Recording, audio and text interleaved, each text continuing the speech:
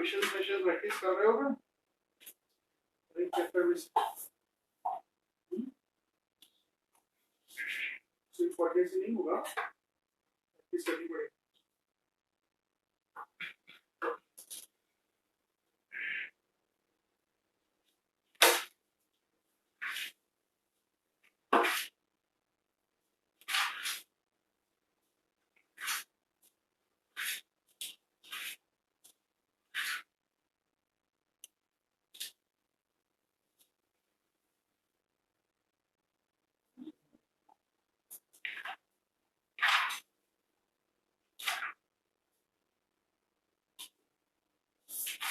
Online audio video ठीक है?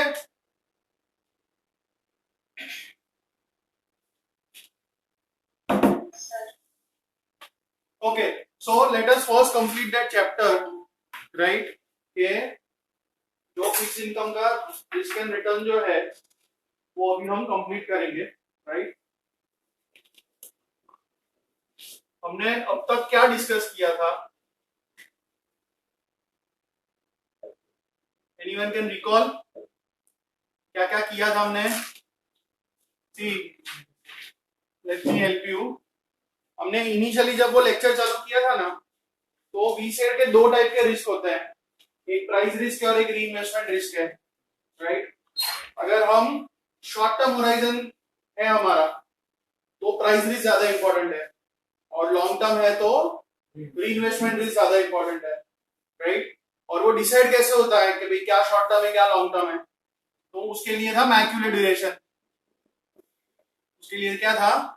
Macaulay duration, ठीक है?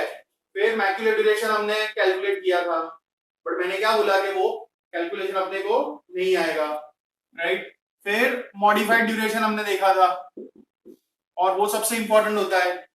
अगर मॉडिफाइड ड्यूरेशन 4 है, दैट मींस रेट अगर 1% बढ़ेगा तो बॉन्ड का प्राइस 4% कम हो जाएगा, right? So modified duration is the most watch parameter, right? और मॉडिफाइड ड्यूरेशन या तो मैक्यूलर ड्यूरेशन से निकाल सकते हो या उसका फिर अप्रोक्सीमेट फॉर्मूला है, तो हमने लास्ट में अप्रोक्सीमेट फॉर्मूला भी देखा था, राइट? उसके बाद इसमें से हम मनी ड्यूरेशन या डॉलर ड्यूरेशन कैलकुलेट कर सकते हैं, वो देखा था। और डॉलर ड्यूरेशन 1% के लिए होता है, उसके बदले अगर 0.01% के लिए करो तो that is PVBP, price value of a basis point, है ना? तो ये सब हमने किया था, ये सब हमने किया था।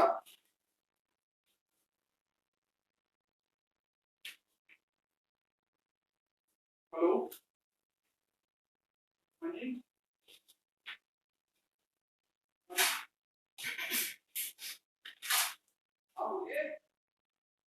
Hello hello hello,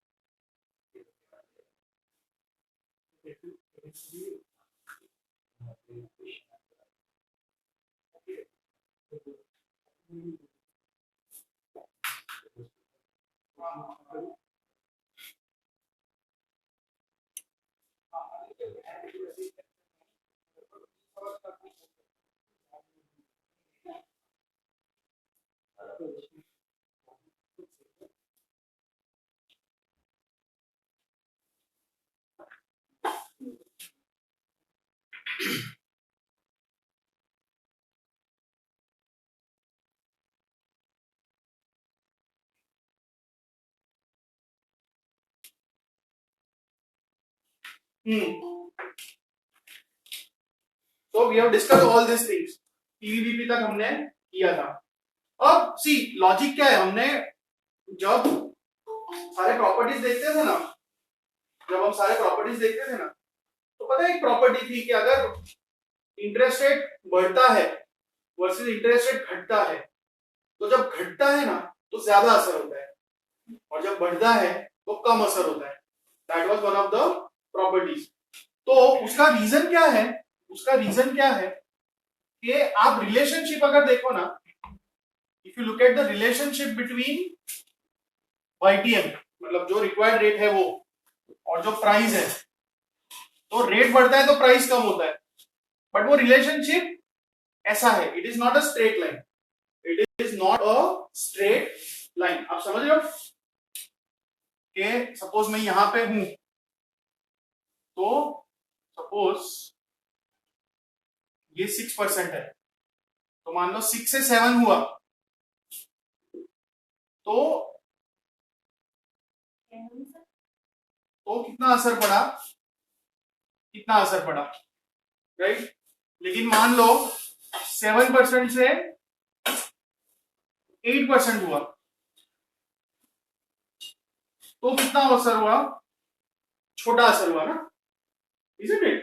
Suppose this is a change of 2 rupees, but this is only a change of 1.5 rupees. मतलब रेट जब कम होते हैं तो ज्यादा असर होता है। एंड दिस शेप और दिस प्रॉपर्टी इसकी आवाज नहीं आ रही।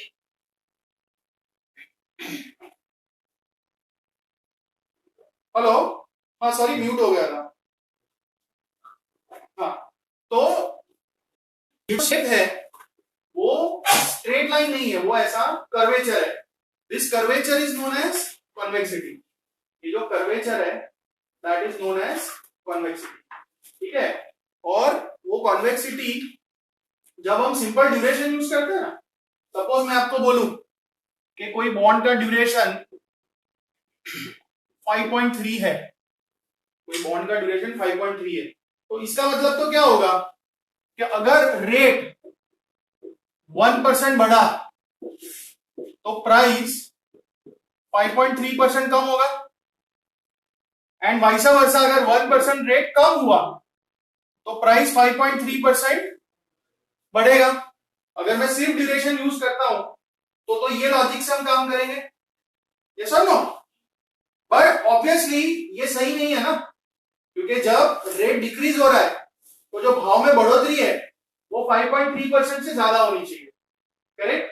तो what I am trying to tell you is कि जो ड्यूरेशन है ना वो सिर्फ एक अप्रोक्सीमेशन है, it's a linear approximation, so it is good but it is not very good. अगर और अच्छे रिजल्ट चाहिए तो आपको ना सिर्फ ड्यूरेशन बट एक दूसरी चीज है which is known as convexity, तो उसका यूज करना पड़ेगा। If you want good results, better results, then not just duration but you should use convexity also. तो कॉन्वेक्सिटी जो है उसका भी एक अप्रोक्सीमेट फॉर्मूला दिया हुआ है आपकी बुक में, एक अप्रोक्सीमेट फॉर्मूला है कॉन्वेक्सिटी का, पेज 306 पे चालू हो रहा है और 307 पे है formula. I am just writing it down. Bond value plus bond value minus 2 bond value 0 upon bond value 0 change in YTM का स्क्वायर, और चेंज इन YTM डेसिमल में आना चाहिए, ठीक है। चेंज इन YTM जो है वो डेसिमल में होना चाहिए। इसका कोई एग्जांपल नहीं दिया है अपनी बुक में, बट जैसे हम ड्यूरेशन ढूंढते थे ना उस तरह से अगर पूछे तो फाइंड कर सकते हो, you can find out convexity, right. Book में जो फॉर्मूला लिखा है उसमें V0 लिखा है, मैं PV0 लिखता हूं, bond value, right. But this is the formula to find out convexity, this is the approximate formula, right. तो ये एक चीज है। फिर उन लोगों ने जो फिगर्स दिए हैं ना, उन लोगों ने जो फिगर्स दिए हैं उसमें जो समझने जैसा है वो क्या है कि ये जो मैंने ड्रॉ किया वो एक नॉर्मल बॉन्ड के लिए है, और ये जो शेप है उसको क्या बोलते हैं, कॉन्वेक्स। अच्छा, एक टाइप का बॉन्ड होता है which is called callable bond, एक टाइप का बॉन्ड होता है which is called callable bond. Callable bond मतलब एक प्राइस सीलिंग होगा कि सपोज अगर रेट कम हो जाता है तो प्राइस आपका बढ़ता है, but suppose it is callable, मतलब सपोज दिस इज 105 तो 105 से ऊपर नहीं जाएगा, तो इसके कारण ये जो शेप है ना वो यहां से फिर ऐसा उल्टा हो जाएगा, समझ में आया? एट लोअर रेट्स आपका जो कर्व है वो ऐसा उल्टा हो जाएगा and this region is known as negative convexity. इसको क्या बोलते हैं? Negative convexity. वो इसमें होता है कॉलेबल बॉन्ड में कि रेट जब कम होंगे तो भाव बढ़ नहीं सकता है because it has a ceiling, तो उसके कारण वो जब इसके नजदीक आएगा ना तो जो आपका शेप ऐसा चल रहा है ना वो ऐसा हो जाएगा, उसका कर्वेचर उल्टा हो जाएगा, that is called negative convexity. तो पेज 307 पे दिया है वो वाला शेप, पेज 307 पे दिया है, यू कैन सी 102 पे वो कॉल हो रहा है तो वहां पे उलट गया, that region is negative convexity. और जो नेक्स्ट पेज पे है, जो नेक्स्ट पेज पे है वो पुटेबल बॉन्ड है। पुटेबल बॉन्ड में क्या होता है? There is a price floor, right? तो there is a price floor, तो सपोज ये जो नॉर्मल बॉन्ड है आपका, लेकिन ये प्राइस फ्लोर है, मतलब इससे नीचे नहीं जाएगा। Suppose 99 is the price floor, तो जैसे इसके नजदीक आएगा ना तो ये और ज्यादा ऐसा कर्व्ड हो जाएगा, so I can say extra positive convexity, right? It will exhibit even more convexity. ठीक है? So these are the things you should know. And now comes the most important formula. Now comes the most important formula. मैंने आपको क्या बोला कि अगर सिर्फ duration use करते हैं तो हमको सेम आंसर मिलता है 1% इंक्रीज या डिक्रीज के लिए। We want to remedy that situation. हमको उसके लिए कोई अच्छा उपाय चाहिए, उसका उपाय क्या है? कॉन्वेक्सिटी। तो ड्यूरेशन और कॉन्वेक्सिटी दोनों अगर दिए हैं तो उसको हम यूज कैसे कर सकते हैं, उसका फॉर्मूला है 308 पे। I am also writing it down.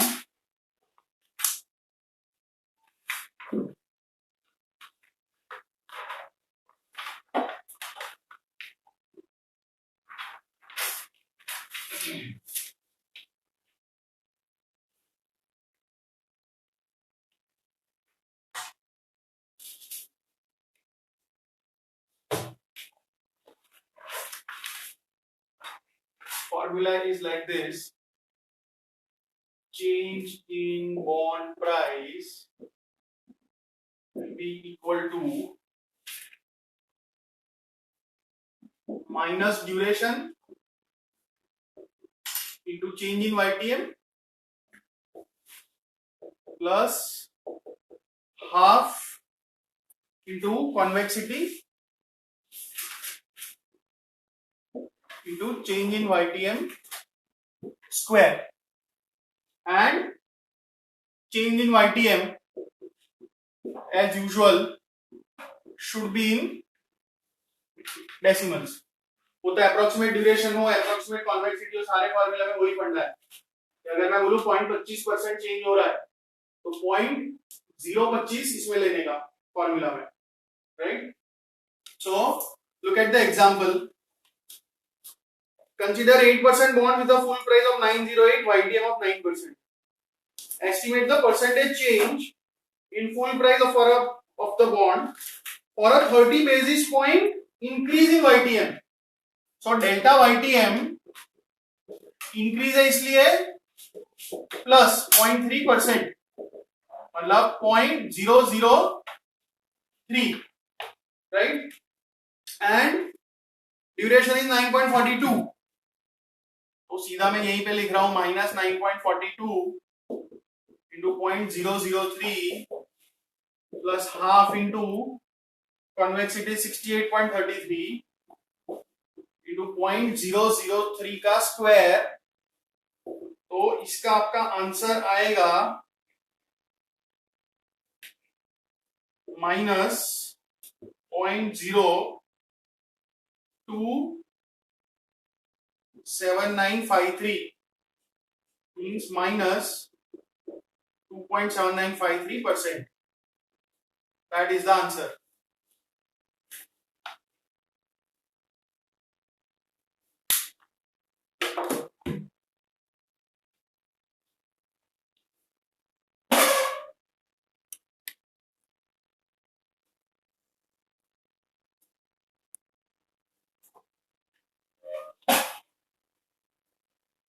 समझ में आया?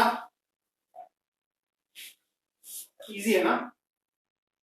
लेकिन जो इन्होंने नहीं दिया है, but what you should understand के YTM 0.3% बढ़ा तो बॉन्ड का भाव 2.7953% घटेगा ना। इफ आई से के YTM 0.3% कम हो रहा है, if I say that the rate is decreasing by 0.3%, तो फॉर्मूला में हम क्या लेंगे?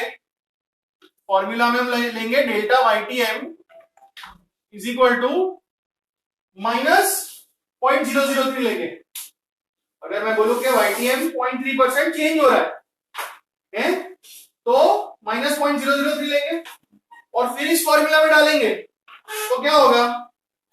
माइनस 9.42 इंटू माइनस 0.003, तो ये वाला टर्म का आंसर पॉजिटिव आ जाएगा और इसमें कोई असर नहीं होगा क्योंकि ये स्क्वायर में है, माइनस 0.003 स्क्वायर, तो प्लस ही आएगा। तो एक बार करके देखो क्या आंसर आ रहा है।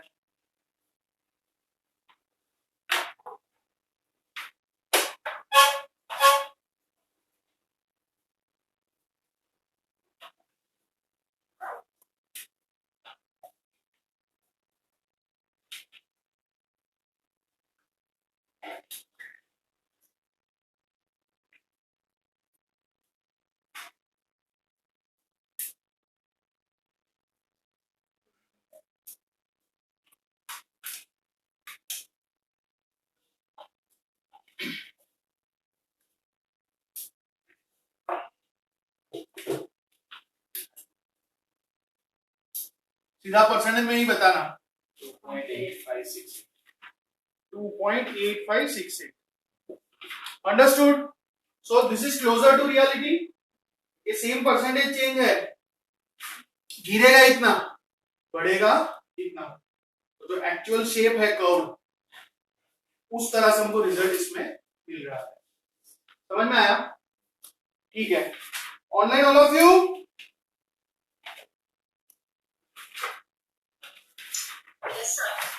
ओके। अच्छा, फिर राइट, फिर 311 पे भी एक एग्जांपल दिया है, वो देख लो। 311, the very last illustration of the chapter, price effect of spread changes.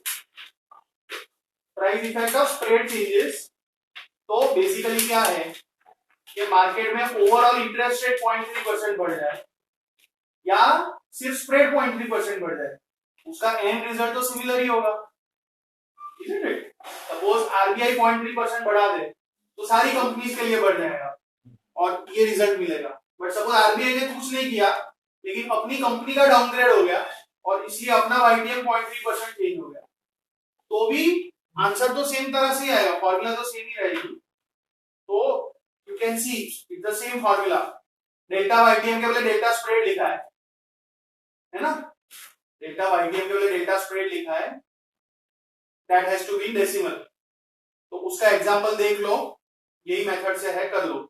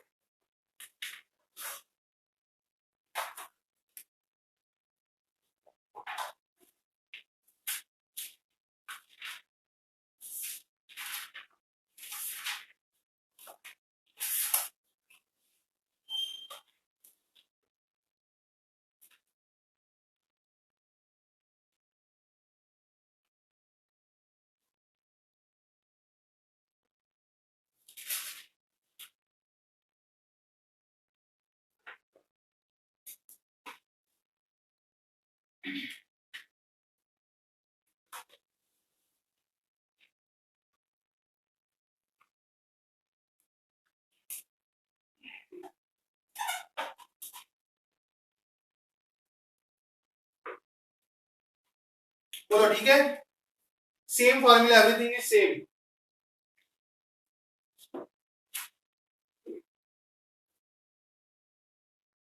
Increase by 25 basis point, तो 0.25%, 0.0025 लेना है और बाकी ड्यूरेशन कॉन्वेक्सिटी दिए हुए हैं, तो -1.99% आ रहा है। अंडरस्टूड? ठीक है ना?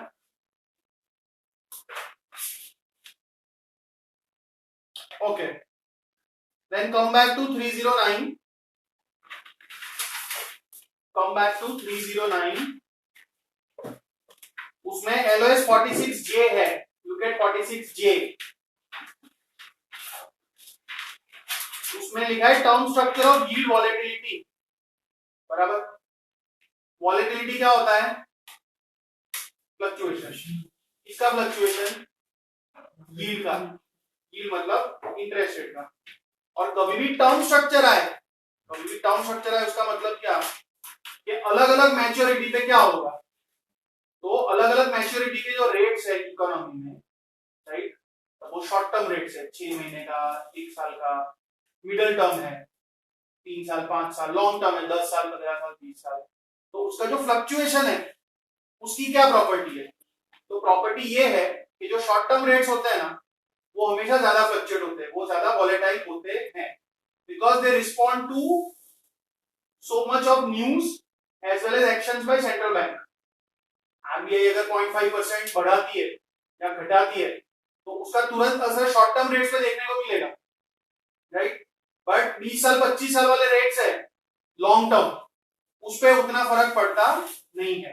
Long term rates they respond more to change in economic fundamentals which does not happen very quickly. So moral of the story is कि शॉर्ट टर्म रेट ज्यादा वोलेटाइल होते हैं, लॉन्ग टर्म रेट कम volatile, ठीक है। अच्छा, and now the last practical part of this chapter, which again brings us to where we started the session। ये दो type के रिस्क होते हैं, री इन्वेस्टमेंट और प्राइस रिस्क, बराबर। और शॉर्ट टर्म है तो प्राइस रिस्क ज्यादा इंपॉर्टेंट, लॉन्ग टर्म है तो री इन्वेस्टमेंट रिस्क। डिसाइड कौन करता है? कौन करता है डिसाइड? Macular duration, right. तो उसके बारे में एग्जांपल है, एग्जांपल देखो, इन्वेस्टमेंट होराइजन यील्ड्स।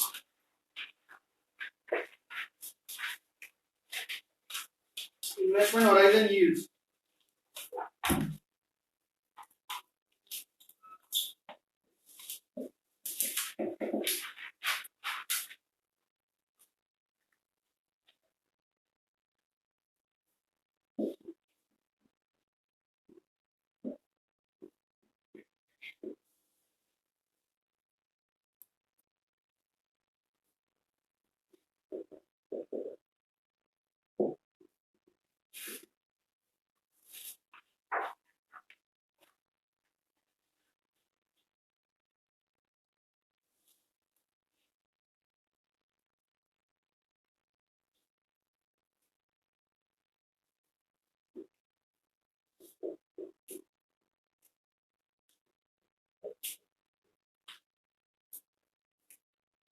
सी ये 8 साल का 8.5% बॉन्ड है और उसका भी YTM क्या बोला है? 10.5%। तो आप लोग क्या करो, नहीं दिया ही है, उसका प्राइस दिया है 89.52, वरना निकाल सकते हो, राइट। YTM से कैलसी पे अपने निकाल सकते हैं, but anyway it is given. तो भी सवाल ये है कि ये वाला जो बॉन्ड है ना, उसको अगर 3 साल के लिए रखे, उसको अगर 3 साल के लिए रखे तो हमको कितना रिटर्न मिलेगा, करेक्ट। और इसमें क्या मैजिक नंबर क्या है? 6 years. Macaulay duration is 6 years, correct. So हम 3 साल के लिए रख रहे हैं तो शॉर्ट टर्म हुआ, शॉर्ट टर्म हुआ। तो ज्यादा इंपॉर्टेंट क्या कौन सा रिस्क होगा? Price risk. अच्छा, अब इंटरेस्ट रेट के बारे में क्या बोला है? YTM falls to 9.5% prior to the first coupon date. YTM falls to 9.5%। हमने जब बॉन्ड खरीदा तो YTM क्या था? 10.5। अभी रेट कम हो गया, तो रेट कम हो जाए तो प्राइस रिस्क के लिए अच्छा है, और हमारे होराइजन में प्राइस रिस्क ही ज्यादा है। तो हम जो रिटर्न अर्न करेंगे ना, एग्जैक्ट नंबर तो ढूंढेंगे, but from logic you should know that the number will be higher than 10.5, क्योंकि फेवरेबल मूवमेंट हुआ है, होराइजन शॉर्ट टर्म है, इंपॉर्टेंट प्राइस रिस्क है, और प्राइस रिस्क में रेट घटा है तो फायदा होगा। तो हमने 10.5 पे खरीदा था, उससे ज्यादा रिटर्न मिलेगा। But how to find out the return? How to find out the return? तो क्या करने का, आपने खरीदा 89.52 पे, आप सेल कौन से भाव पे करोगे? Right, this is your buy price. Sell का जो भाव है वो ढूंढना है आपको। तो क्या करोगे कि आपका FV 100 लगाओगे, बराबर, और 8 साल का बॉन्ड था, 3 साल चले गए, तो अभी 5 साल बाकी है, तो N5 डालोगे। N क्या डालोगे? 5। I क्या डालोगे? 9.5। और हर बार कितना रुपए मिलेगा? 100 का 8.5%, तो 8.5, बराबर। तो इसका पीवी फाइंड करो। 96.16, बराबर। 96.16 ये भाव पे आप बेच सकते हो। अच्छा, इसके अलावा 3 साल 3 कूपन मिले होंगे, 3 साल 3 कूपन मिले होंगे। 3 कूपन मतलब 8.5 मिला होगा, राइट, और वो इन्वेस्ट भी किए होंगे, तो उसकी भी एक फ्यूचर वैल्यू निकालनी पड़ेगी, कूपन प्लस उसके ऊपर का इंटरेस्ट, राइट। तो वो निकालने के लिए क्या करना पड़ेगा? ये एक चीज हो गई आपकी, कूपन प्लस इंटरेस्ट निकालने के लिए आपको क्या सोचना पड़ेगा कि FV कुछ नहीं, 3 बार मतलब N3, IY 9.5, सॉरी FV कुछ नहीं, FV ढूंढने का है, PV कुछ नहीं, 3 बार IY 9.5, PMT 8.5, तो फ्यूचर वैल्यू ढूंढ लो, फाइंड द फ्यूचर वैल्यू। कितना? 28, एग्जैक्ट 27.999। हाँ, तो 28 आपका आएगा, right.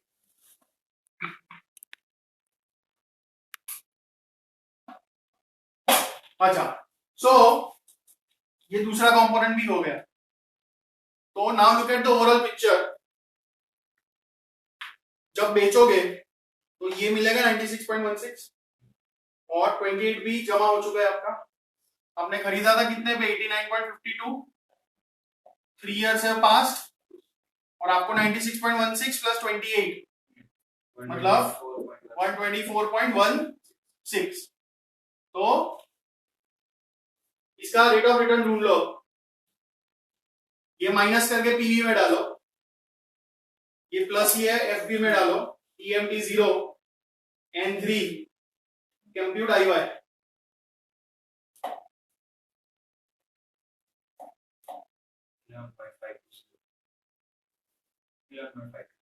so that is the figure as expected। ज्यादा आया, 10.5 से ज्यादा आया। तो एक तो कॉन्सेप्ट पता होना चाहिए, और अगर जरूरत पड़े तो ये कैलकुलेशन भी आना चाहिए, बराबर। और उन लोगों ने 3 साल 6 साल 8 साल पूछा है, 3 साल 6 साल 8 साल पूछा है, तो सेम चीज अगर 8 साल के लिए करते हो तो क्या हो जाएगा? सेलिंग प्राइस तो करने की जरूरत ही नहीं है ना, 100 ही आ जाएगा, मैच्योरिटी आ गया ना, बराबर। और coupon plus interest, coupon plus interest ऐसा ही सब होगा, सिर्फ एन क्या आ जाएगा, 8 आ जाएगा। 8 बार कूपन मिली होगी ना, तो एन 8 आ जाएगा आपका, फाइंड करो।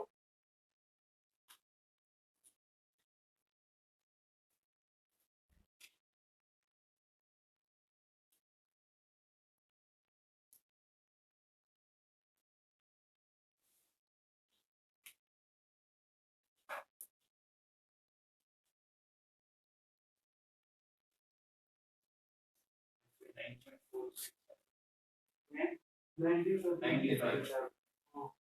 95.46. So here overall what is happening, you bought at 89.52, you kept it for 8 years and ultimately you have 195.46. तो रिटर्न जो भी आएगा 10.5 से कम आने वाला है, क्योंकि ये लॉन्ग टर्म है, तो री investment is more important. But री इन्वेस्टमेंट में रेट तो कम हो चुका है, तो हमारा रिटर्न 10.5 से कम आएगा। करके देखो 10.25 आ रहा है।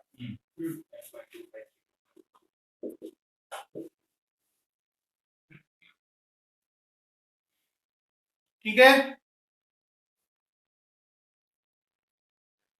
ऑनलाइन ऑल ऑफ यू,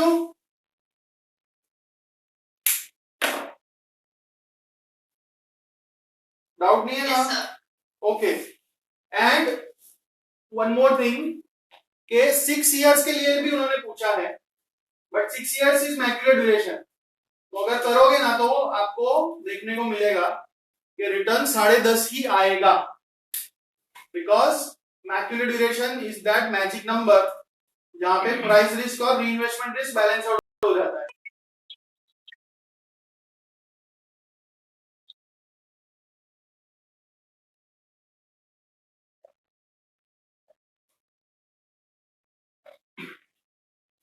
सो 6 साल पे वो बैलेंस आउट हो जाता है, तो एक बार इंटरेस्ट रेट चेंज होने से कोई फर्क पड़ेगा नहीं, यू विल अर्न एग्जैक्टली 10.5%।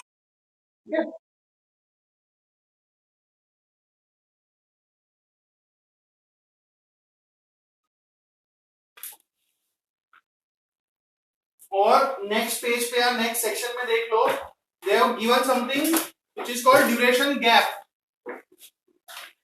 वो सिर्फ टर्म याद रखना, duration gap, it is Macaulay duration